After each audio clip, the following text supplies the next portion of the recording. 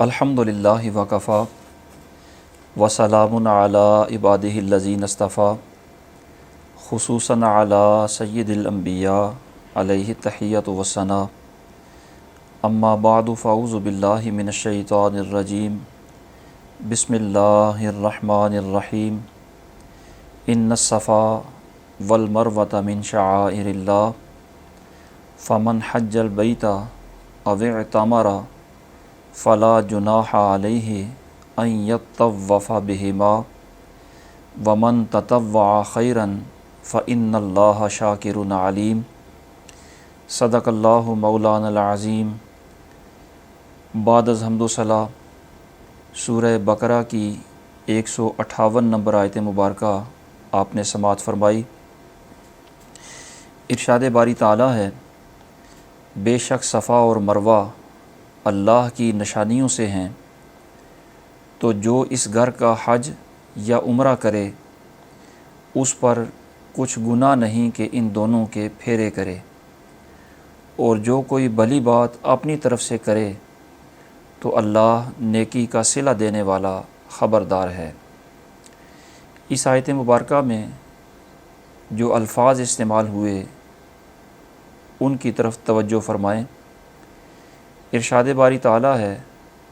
ان الصفا والمروہ۔ صفا کا معنی ہوتا ہے صاف اور مضبوط پتھر، یہ اس کا لغوی معنی ہے، اور مروہ کا لغوی معنی ہوتا ہے چھوٹے چھوٹے سفید کنکر۔ لیکن صفا اور مروہ یہ مکہ مکرمہ میں بیت اللہ شریف کے قریب دو پہاڑیاں ہیں جن کا نام ہے صفا، بیت اللہ شریف سے جنوبی جانب جبل ابو قبیس کے بالکل دامن میں واقع ہے، اور حجر اسود سے صفا کا فاصلہ 262 گز ہے، اور مروہ بیت اللہ شریف سے شمالی جانب جبل کیقوعان کے تھوڑا سا آگے واقع ہے، اور صفا اور مروہ کا درمیانی جو فاصلہ ہے وہ تقریباً 770 گز کے قریب ہے۔ ان دونوں پہاڑیوں کو صفا اور مروہ کیوں کہتے ہیں؟ ان کی وجہ تسمیہ علماء نے یہ بیان فرمائی کہ صفا پر حضرت سیدنا آدم علیہ السلام کا قیام ہوا، تو آدم صفی اللہ کی نسبت سے اس پہاڑ کا نام صفا رکھ دیا گیا، اور دوسرے پہاڑ کی وجہ تسمیہ علماء نے یہ بیان فرمائی کہ مروہ پر حضرت حوا کا قیام ہوا، اور حضرت حوا چونکہ خاتون ہیں اور خاتون کو عربی میں امرأہ کہا جاتا ہے، تو ان کی نسبت سے اس پہاڑ کو مروہ کہہ دیا گیا۔ فرمایا یہ صفا اور مروہ من شعائر اللہ، اللہ کی نشانیوں میں سے ہیں۔ شاعر سے مراد نشانیاں ہوتی ہیں، اور ہر وہ شے جو رب کی عبادت کی نشانی ہو یا جن نشانوں کے قائم کرنے یا قائم رکھنے کا اللہ رب العالمین حکم دے، وہ چیزیں شاعر اللہ ہوتی ہیں۔ شاعر اللہ 3 طرح کی چیزیں ہوتی ہیں۔ بعض اوقات کوئی جگہ ہوتی ہے جسے شاعر اللہ کہا جاتا ہے، جس طرح یہ صفا اور مروہ دونوں جگہوں کے نام ہیں، پہاڑیوں کے نام ہیں، انہیں شاعر اللہ کہا گیا۔ اسی طرح کعبۃ اللہ شاعر اللہ میں سے ہے، میدان عرفات ہے، مزدلفہ ہے، منا ہے۔ اسی طرح جو مقدس مقامات اولیاء کرام کے مقابر، ان کے مزارات ہوتے ہیں، یہ ساری پاکیزہ جگہیں شاعر اللہ ہوتی ہیں۔ بعض اوقات کوئی وقت ایسا ہوتا ہے جو اللہ کی عبادت کی نشانی ہوتا ہے، جسے شاعر اللہ کہا جاتا ہے۔ مثلاً رمضان کا مہینہ، یہ پورا وقت ایسا ہے جو شاعر اللہ میں سے ہے۔ اسی طرح جمعہ کا دن ہے، عید کا دن ہے، یہ وقت ہیں جو شاعر اللہ ہیں۔ بعض اوقات کچھ دیگر علامات، کچھ کام ایسے ہوتے ہیں یا کوئی ایسی علامات ہوتی ہیں، نشانیاں ہوتی ہیں جنہیں شاعر اللہ کہا جاتا ہے۔ مثلا نشانیوں میں سے، علامات میں سے ختنہ کرانا، داڑھی شریف کو بڑھانا، یہ شاعر اللہ ہیں۔ اسی طرح کچھ کام شاعر اللہ ہوتے ہیں، مثلا اذان، یہ اسلام کے شاعر میں سے ہے۔ اسی طرح جماعت کھڑی کرنا، جماعت قائم کرنا، یہ ساری کی ساری چیزیں شاعر اللہ ہوتی ہیں۔ تو ارشاد فرمایا صفا اور مروہ یہ بھی شاعر اللہ میں سے ہیں۔ پھر فرمایا فمن حج البیت او اعتمر، جو اس گھر کا حج یا عمرہ کرے۔ حج کا لغوی معنی یہ ہوتا ہے کہ کثرت سے کسی کے پاس آنا جانا، یا قصد اور ارادہ کرنا، یا حلق کرانا یعنی سر کو مڑوا دینا، یہ لغوی معنی ہیں۔ اور شریعت مطہرہ میں ارکان مخصوصہ کو مخصوص ایام میں مخصوص جگہوں پر ادا کرنا حج کہلاتا ہے۔ اور اس حج کو جو حج کہا جاتا ہے اس میں لغوی معنوں کی مناسبت بھی ہے کہ لغوی معنی ارادہ ہے تو ظاہر ہے بیت اللہ شریف کا ارادہ کر کے بندہ جاتا ہے۔ اسی طرح لغوی معنی میں کثرت سے آنا جانا ہے تو ان مقامات پر طواف کرتے ہوئے کثرت سے بندہ آتا جاتا ہے۔ اسی طرح لغوی معنی میں حلق کرانا ہے تو حج کے اندر بھی حلق موجود ہے، تو حج کی وجہ تسمیہ بھی بالکل ظاہر ہے۔ پھر فرمایا اعتمرہ، جو عمرہ کرے۔ عمرہ کا معنی ہوتا ہے زیارت کرنا، بلکہ امام اصفہانی رحمۃ اللہ تعالیٰ علیہ فرماتے ہیں کہ ایسی زیارت جس میں محبت بھی پائی جائے اس کو عمرہ کہا جاتا ہے۔ یہ تو اس کا لغوی معنی ہے۔ اور شریعت میں مخصوص مقامات پر مخصوص ارکان کی ادائیگی کو عمرہ کہا جاتا ہے۔ یہ حج اور عمرہ دونوں ایسی عبادتیں ہیں جو ہر جگہ پر نہیں ادا کی جا سکتی، بلکہ ان کی ادائیگی بیت اللہ شریف، صفا مروہ، منی، مزدلفہ، عرفات وغیرہ وغیرہ انہی مقامات پر ہو سکتی ہے۔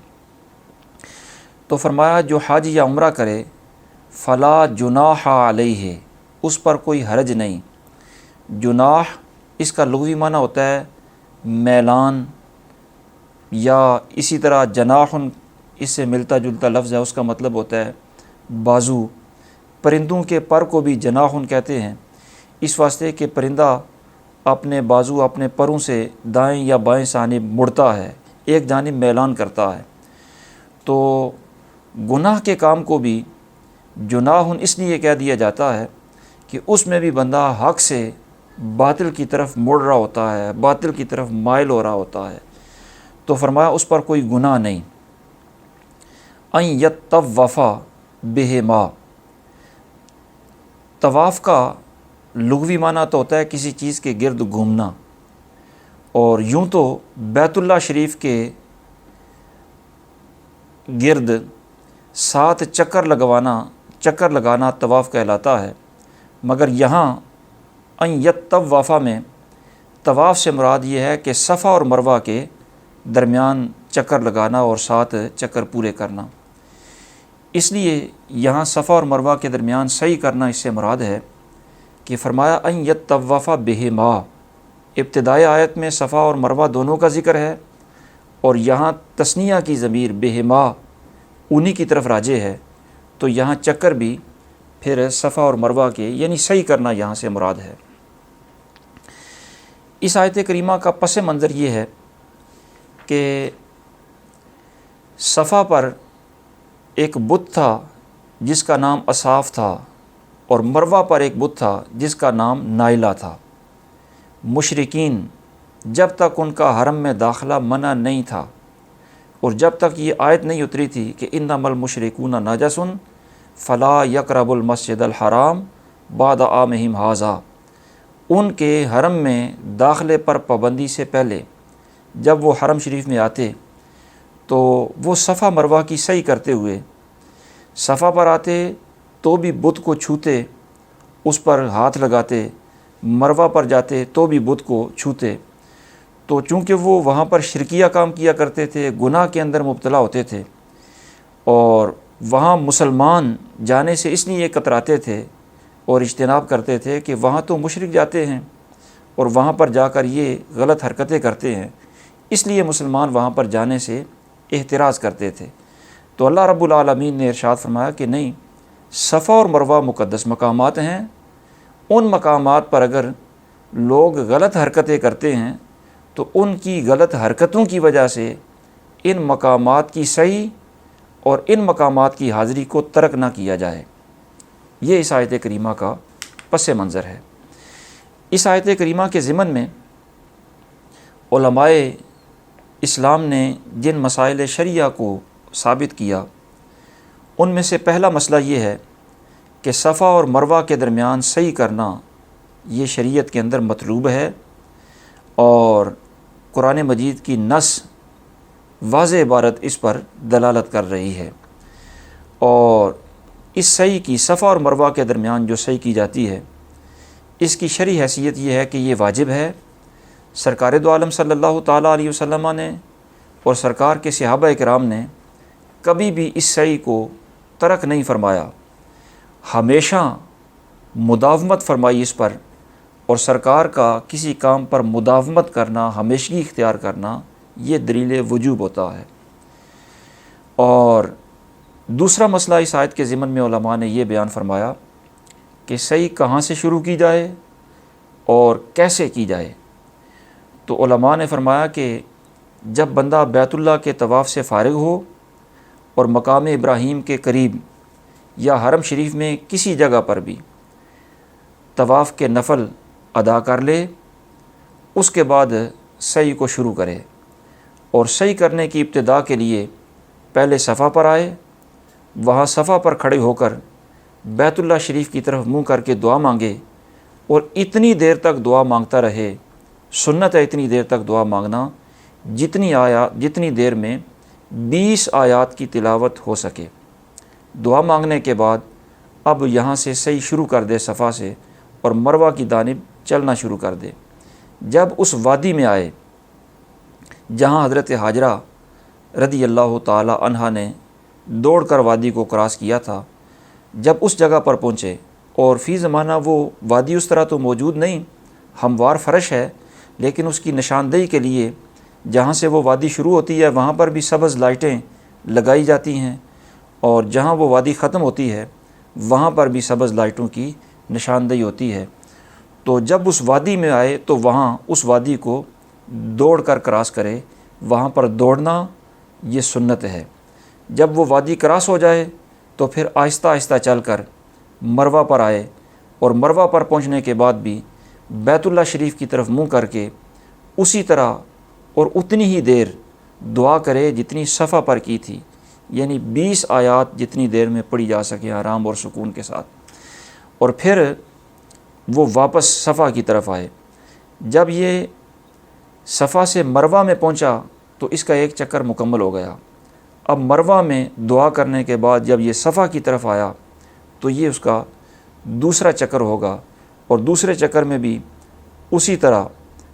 واپسی پر جب اس وادی میں پہنچے جہاں پر آج کل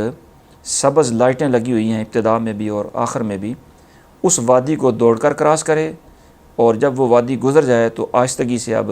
صفا پر آ جائے۔ یہ اس کا دوسرا چکر مکمل ہو گیا۔ اس طرح 7 چکر مکمل کرے، صفا سے یہ چکر شروع ہوگا اور مروہ پر آخری چکر جا کر مکمل ہو جائے گا۔ تیسرا مسئلہ علماء کرام نے اسی آیت کے ضمن میں یہ بھی بیان فرمایا کہ یہ جو سعی کی جاتی ہے، صفا اور مروہ کے درمیان چکر لگائے جاتے ہیں، یہ بھی شعائر اللہ میں سے ہے۔ جس طرح صفا شعائر اللہ میں سے ہے، مروہ شعائر اللہ میں سے ہے، اسی طرح ان کے درمیان سعی کرنا، چکر لگانا، یہ بھی شعائر اللہ میں سے ہے۔ اس چکر کو یا اس کے دوران دوڑنے کو معمولی نہ سمجھے، اور نہ ہی یہاں چلتے ہوئے یا دوڑتے ہوئے آپس میں باتیں کرے، یہ قبولیت کے مقام ہیں۔ اور اس دوران اپنے فقر و فاقہ پر، اپنی بے بسی پر اور اپنی نیاز مندی پر بندہ توجہ کرے، اور بندہ یہ فکر کرے کہ میرا قلب کیسے نیک اعمال کے لیے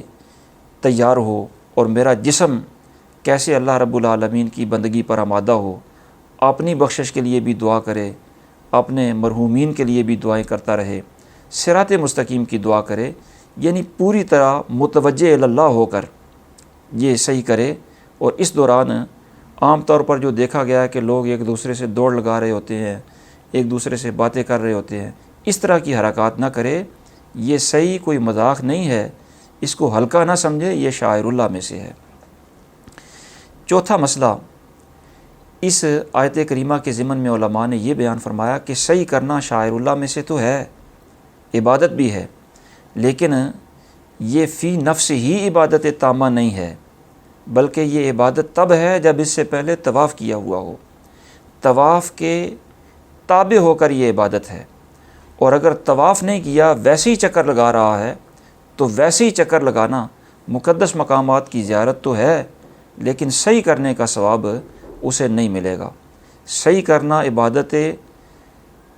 تامہ فی نفس ہی نہیں، بلکہ طواف کے تابع ہو کر یہ عبادت ہے۔ البتہ حج کرتے ہوئے عرفات کا قیام یہ کسی کے تابع ہو کر عبادت نہیں، بلکہ یہ مستقل عبادت ہے۔ اور وقوف عرفات جو مستقل عبادت ہے، اس کے بھی مستقل عبادت ہونے کے لیے دو شرطیں ہیں۔ ایک شرط تو یہ ہے کہ بندہ حالت احرام میں ہو جب وقوف عرفہ کر رہا ہو۔ اگر حالت احرام میں نہیں تو بھی وہاں پر ٹھہرنا باعث سعادت تو ہے، لیکن وہ وقوف عرفہ کا ثواب نہیں ملے گا۔ تو ایک شرط یہ ہے کہ وقوف عرفہ میں حالت احرام کے اندر ہو، اور دوسری شرط یہ ہے کہ وقت بھی وقوف عرفہ کا ہو، یعنی 9 ذی الحج کو زوال کے بعد سے لے کر مغرب تک کا جو وقت ہے، اس وقت کے اندر اندر وہ وہاں پر قیام کرے تو وقوف عرفہ اس کا ہوگا۔ تو عرض کرنے کا مقصد یہ ہے کہ صحیح کرنا یہ طواف کے تابع عبادت ہے، اور وقوف عرفہ یہ مستقل عبادت ہے، دو شرطوں کے ساتھ۔ پانچواں مسئلہ علماء نے یہ بیان فرمایا کہ جس طرح طواف کرتے ہوئے بندہ رمل کرتا ہے، یعنی جس طواف کے بعد صحیح کرنی ہو، اس طواف کے پہلے 3 چکروں کے اندر بندہ ذرا پہلوانوں کی سی چال چلتا ہے تاکہ مسلمان کی عظمت اور شوکت ظاہر ہو۔ یہ جس طرح مسنون ہے طواف کے دوران، اسی طرح صحیح کرتے ہوئے اس وادی سے دوڑ کر گزرنا یہ بھی مسنون ہوتا ہے۔ چھٹا مسئلہ، اسی آیت کے ضمن میں علماء نے یہ بھی بیان فرمایا کہ جب بندہ صحیح کرے تو وہ بغیر کسی وجہ کے، بغیر کسی مجبوری اور عذر کے،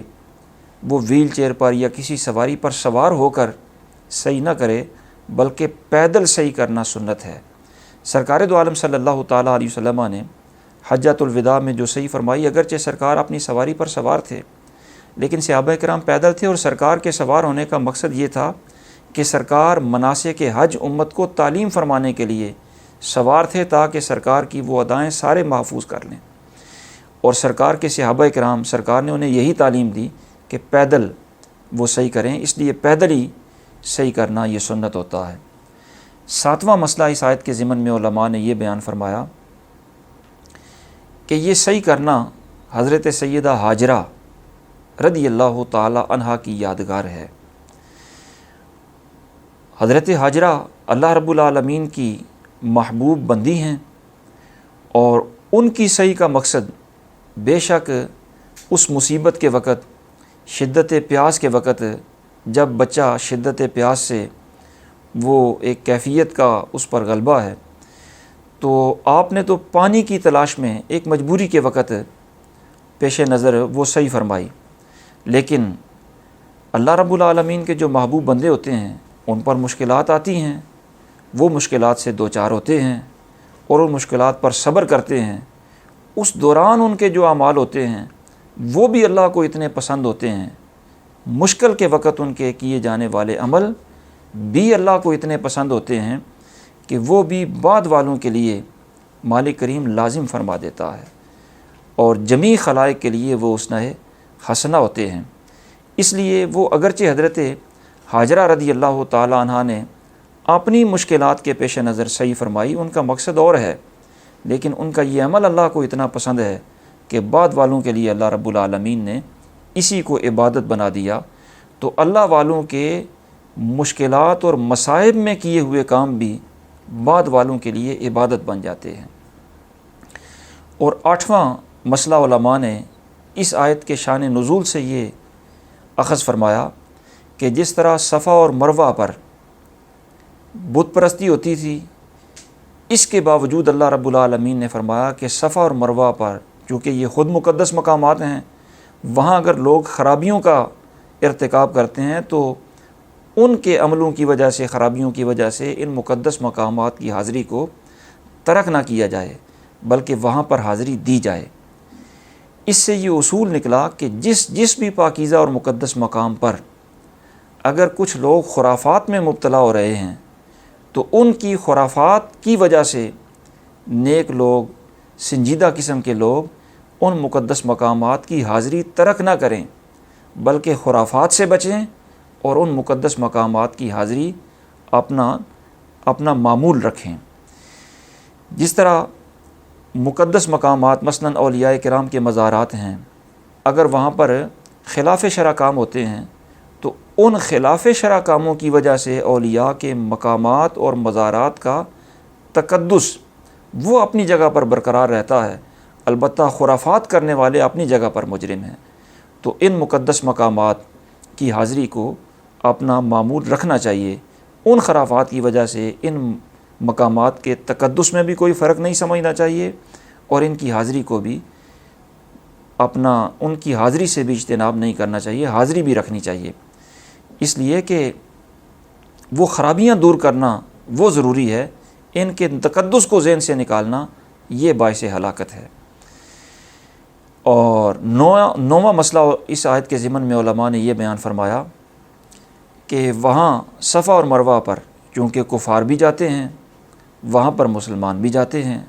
تو جانے میں بے شک مشابہت ہو رہی ہے، لیکن کفار کی ہر مشابہت یہ حرام اور ممنوع نہیں ہوتی،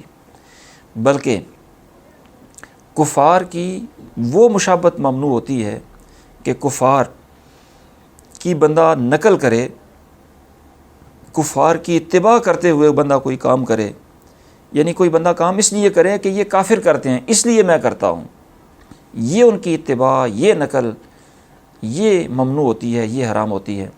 اگر کوئی کام اسلام کے اندر بھی موجود ہے، وہ کافر بھی بے شک کرتے رہیں، لیکن مسلمان اس لیے کرے گا کہ اسلام نے اسے یہ کہا ہے، تو اس کا یہ کرنا کفار کی صورتاً تو مشابہت ہو سکتی ہے، لیکن چونکہ ان کی نقل کے لیے یہ نہیں کر رہا، اس لیے یہ ان کی حقیقتاً مشابہت بھی نہیں اور یہ ممنوع بھی نہیں ہے۔ جس طرح مسلمانوں کو شریعت نے داڑھی شریف رکھنے کا حکم دیا،